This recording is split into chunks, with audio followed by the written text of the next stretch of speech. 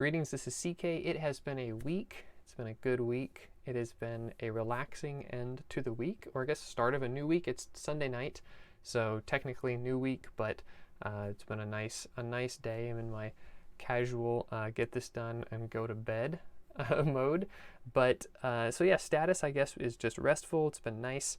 I've got some new things to play with, and I just poured this in the first take, which you'll never see, and decided to just keep it rolling.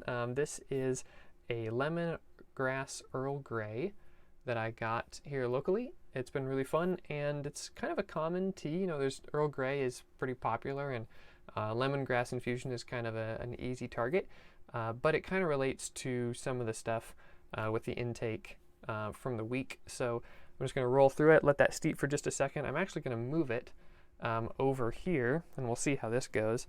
But I decided I wanted to try and use some of these cameras and things that I've got set up and be able to actually show you different things as it's happening, so to speak. So I don't know, bear with me. We'll see how this goes. I got all these iOS devices plugged into OBS, and it's much better than the setup I had last week, so it's been fun. Anyway, tea. So the movie I watched this week was 1917, which if you're into war movies, it's really good. I think it's a hard watch at times, but it's fun to see it in the theater if you can, because it's made to look like it's all one shot. It's all about this message that needed to get delivered to prevent, let's just say, a great tragedy, because I don't want to spoil it for you. But it's really well done. It was gripping. You know, I was into it the whole way. And around that time, you know, it's common to have food rations and tea rations and things like that around war, but I learned that the purchasing in Great Britain changed hands around the time of the war, and how tea was limited to a couple ounces per customer, and contracts were made with Indian and Ceylon growers as part of that effort. It was really interesting. There's some really neat stuff. I'm actually going to link. I was reading a book on it earlier, and it talks about British tea supply and how tea regulation came into being, and how like rigid control over more than half of world trade tea lasted about a year and a half. And the United Kingdom abandoned regulation of consumption in December of 1918. And they talk about like how the shipments to England like greatly fluctuated during all the regulation and everything. So there's some really interesting stuff. And so I thought, you know, what better than kind of a classic tea that we associate with Britain or England in general, being an Earl Grey, and then the lemongrass is just kind of a fun thing that Trader Joe's did. You can't see that at all, so I'm going to have to fix that. So anyway, I am using the Bowley teapot, not sponsored unless they want to, by the Hugo Tea Company here, and then the tea is the Lemongrass Earl Grey, which is just kind of you really smell the lemongrass. It's interesting. I don't mind lemongrass because it's kind of, it's always, you know, light. It doesn't really overpower things, but they did a really good job blending this, and Earl Grey is already such an aromatic tea because it's got the bergamot, and you can typically taste, you know, Earl Grey, like if you have a London fog or something like that, you get the oil and everything coming through really well, but the lemongrass is a fun little complement, and it's just nice. It's nice and mellow. You can steep this for a while. Some of the teas that I'll feature a little bit later we'll talk about like how many times you can steep it and how many times you can, before it turns bitter, how many times you can enjoy it. But this is really nice. It will stay this way for a while. I've had, this is like one tea bag that I cut and put into the Bowley teapot just to make it a little bit easier to see and have fun with on camera. But yeah, it'll be fun. We'll do some more stuff like this. Earl Grey is a favorite of mine. My brother actually introduced me to the London Fog some years ago.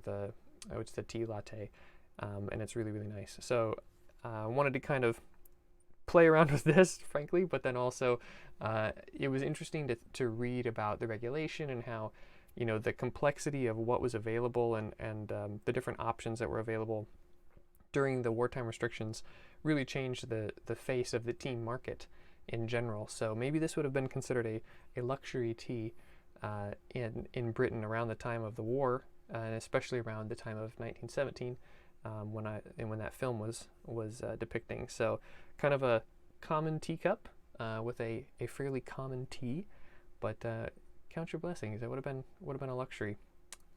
So in an effort to continue the Shoot the Muse portion of this that I used to do, I was thinking about, it's a new year.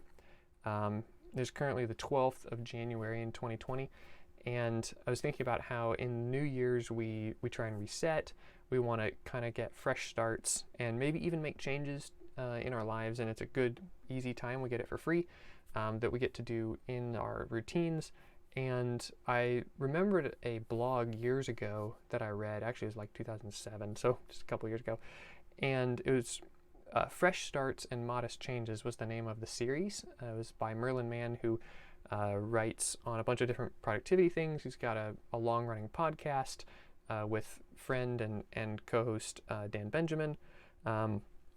It's a really neat like snapshot in history, because he wrote this site for a while called 43 Folders, and then sort of tapered off into other things like podcasting and stuff like that. But he did this series called Fresh Starts and Modest Changes, and it was kind of a popcorn approach to taking a look at things that you're doing and deciding whether or not you want to keep doing them, whether there are things that maybe you need to make a fresh start, and if you do need to make a fresh start, maybe make that in the form of a modest change instead of this like broad sweeping sort of year resolution type stuff, New Year, and so it was just a very like approachable and tactile way to do something without having to have this big framework around it.